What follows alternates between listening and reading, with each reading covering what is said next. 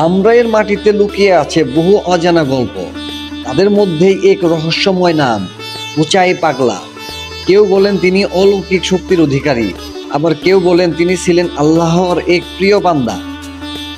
আজ আমরা দাঁড়িয়ে আছি ধামরাইয়ের ঐতিহ্যবাহী বাটুলিয়া উচাই পাগলার মাজারের সামনে। ধামরাইয়ের বাটুলিয়া গ্রামে অবস্থিত এই মাজারটি বহু বছর ধরে মানুষের বিশ্বাস ও ভক্তির এক বিশেষ স্থান। ধামরাইয়ের এই ছোট্ট কিন্তু শ্রদ্ধেয় স্থানটি বহু বছর ধরে স্থানীয় মানুষের আস্থার জায়গা। মুখে শোনা যায় উচাই পাগলা ছিলেন এক সাধক প্রকৃতির মানুষ। তিনি সাধারণ জীবনযাপন করতেন, কিন্তু তার কথাবার্তা ও আচরণে ছিল গভীরতা। এখানে এলে মনটা যেন শান্ত হয়ে যায়। হয়তো এটাই আধ্যাত্মিকতার শক্তি।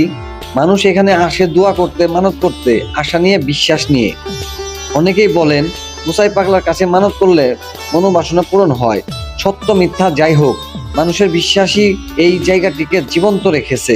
ধামরাই শুধু রথের জন্য বিখ্যাত নয়, এখানে আছে অজানা ইতিহাস, অজানা গল্প। উচাই পাগলার মাজার তারই একটি নীরব সাক্ষী। বিশ্বাস, ভক্তি আর সময়ের গল্প বলে যায় এই ছোট্ট জায়গাটি।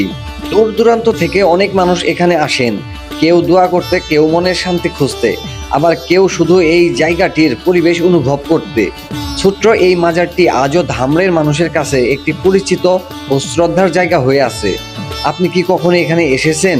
এলে আপনার অনুভূতিটা কেমন ছিল কমেন্টে জানাতে পারেন।